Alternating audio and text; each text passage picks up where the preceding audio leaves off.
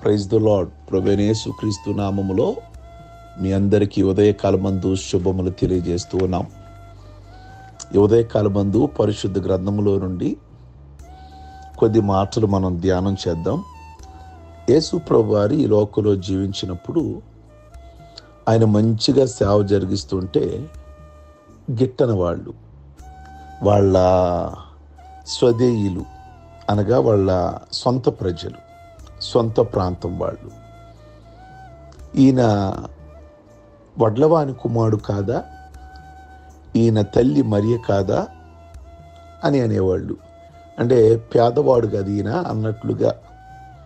ఇక యూదుల విషయానికి వస్తే వాళ్ళ జాతి వాళ్ళ యూదులంటే ఈయన దెయ్యం పట్టిన వాడిని, ఎందుకు అద్భుతాలు చేస్తున్నాడు కదా, దేవుని కుమారుడుగా అద్భుతాలు చేస్తుంటే వాళ్ళు ఏమనుకున్నారు అంటే ఈయన దెయ్యం పట్టినవాడు కదా అన్నట్లుగా ఈయన పాపులకు దగ్గరగా ఉంటున్నాడు కనుక ఈయన పాపులు దేవుడు. అప్పుడు ప్రభు మాట్లాడారు, అవును, వైద్యుడు ఎవరికి కావాలి? రోగగ్రస్తులకు కావాలి. అలాగే పాపులకు ఎవరు కావాలి? రక్షకుడు కావాలి. ఆ మాటకు వస్తే ఈ లోకంలో మంచోళ్ళు ఎవరున్నారు? నీతిమంతులు ఎవరు? అందరూ పాపం చేసిన వాళ్ళే. యేసుక్రీస్తు రక్తం వల్ల ఈరోజు మనము పరిశుద్ధులుగా అయ్యాం. కానీ యేసుక్రీస్తు దగ్గరికి రాకముందు మనం అందరం కూడా జన్మతః కర్మతః పాపం చేసిన వాళ్ళమే కదా. ఈ విధంగా పాపులను ఆయన ప్రేమిస్తుంటే ఆ విధంగా ఆయన మీద నిందలు వేశారు.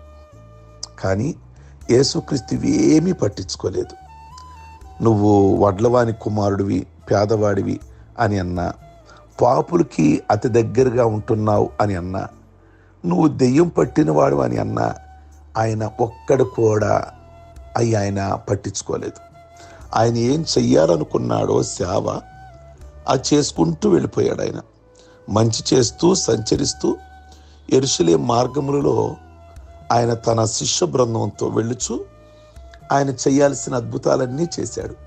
ఇలా చేస్తున్న సమయంలో ఒక గ్రుడ్డివాడు, ఒక అంధుడు యేసు ప్రభువారి దగ్గరికి వచ్చారు. యేసయ్య వాడిని స్వస్థపరచాలి అని అనుకున్నారు. అయితే కొద్దిగా ఆలస్యం చేశారు. ప్రభు చేసి నేల మీద ఉమ్ము వేసి అది బురద చేసి మన కన్నుల మీద ఆ బురద పూసి సిలోయం అనే కోనేటికి వెళ్ళి కళ్ళు కడుక్కో ఆ కోనేట్లో అన్నారు.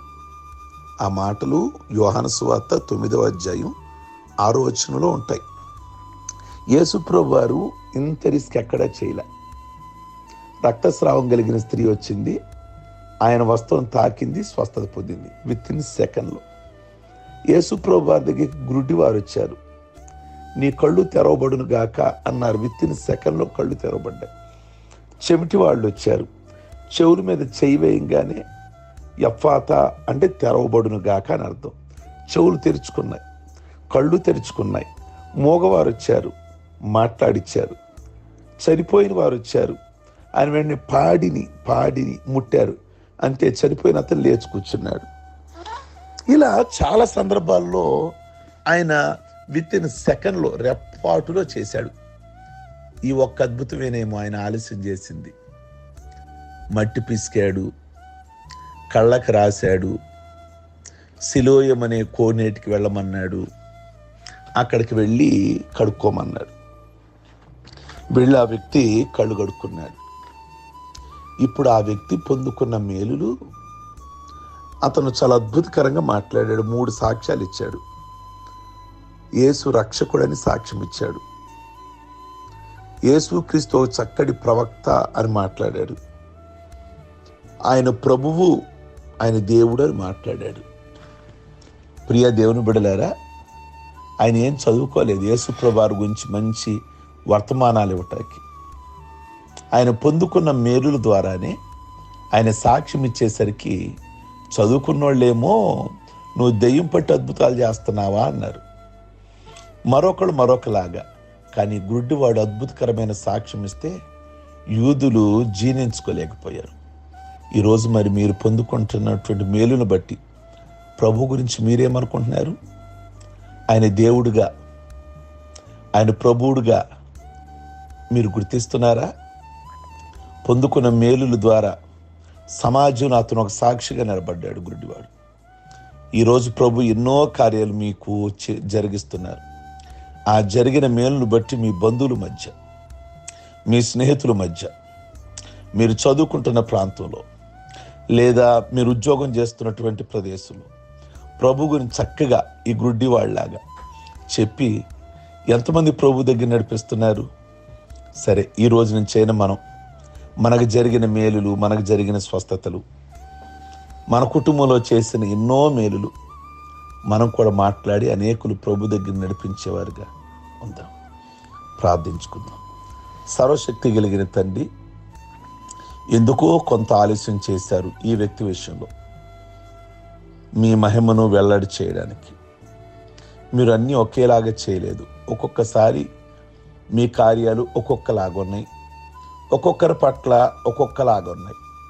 కనుక వాళ్ళకి చేసినట్లే మాకు చెయ్యాలని లేదు. మేలు వాళ్ళకంటే అధికంగా చెయ్యాలని మా గురించి ఆలోచన చేస్తున్నారేమో, మాకంటే వేరే వాళ్ళకి మేలు చేయాలని మరింత ఆలోచన చేస్తున్నారేమో.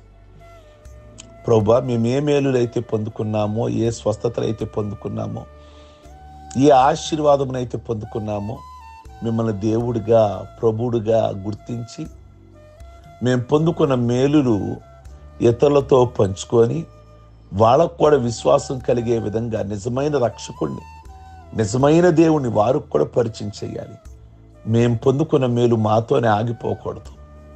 అట్టి కృపను, అట్టి జ్ఞానాన్ని ఈ ఉదయకాలం ముందు మాకు దయచేయమని ప్రార్థన చేస్తున్నాము. ఈ మాటలు ఈ ఉదయకాలం ముందు వింటున్న బిడ్డలు దీవించి, వింటున్నటువంటి బిడ్డలు నాయన వినగానే చాలా మందికి ఫార్వర్డ్ చేస్తున్నారు. దేవుని మాటలు వినిపించాలి, వ్యర్థమైనవి ఎన్నో పంపించి ఫార్వర్డ్ చేస్తున్నారు. దానివల్ల ఏ మేలు లేదు. కానీ మీ మాటలు ఫార్వర్డ్ చేయటంతో అనేకులకి మేము దేవుని మాటలు వినిపించిన వారం అవుతున్నాం. కనుక ఆ బిడ్డలను దీవించి ఆస్వాదించి ఉదయకాలం మందు వాళ్ళు అయ్యా మీ చిన్న పరిచర్య జరిగించాలనుకుంటున్నారు మీ పనిని. కనుక ఈ పని జరిగిస్తున్న బిడ్డలందరినీ దీవించి, వారి కుటుంబాలను దీవించి, వారు అనుకున్నవన్నీ ప్రభు మేలుకరంగా మార్చి, వారి ముందు ఏ ప్రార్థన రిక్వెస్ట్లు ఉన్నాయో అవన్నీ కూడా ప్రభు మీరు జరిగించండి. వాళ్ళని మీ సాక్షులుగా నిలబెట్టుకోండి. ప్రత్యేకమైన దీవెనతో నింపి, అలాగే ఈ దినం పెళ్లి రోజులు, పుట్టినరోజులు చేసుకుంటున్న బిడ్డలు, రక్షణ పొందిన దినం జ్ఞాపకం చేసుకుంటున్న బిడ్డలు మీ సాక్షులుగా వాడుకొని దీర్ఘాయుష్వంతులుగా చేసి నాయన మీ కొందనాలు మీరు ఆకడ పర్యంతం కూడా మీకు నమ్మకస్తులుగా వారు జీవించడానికి కృప దయచేయమని యేసు పరిశుద్ధ నామమున అడుగుచున్నాం తండ్రి. ఆమేన్. God bless you. మీ అందరికీ ఉదయకాలం ముందు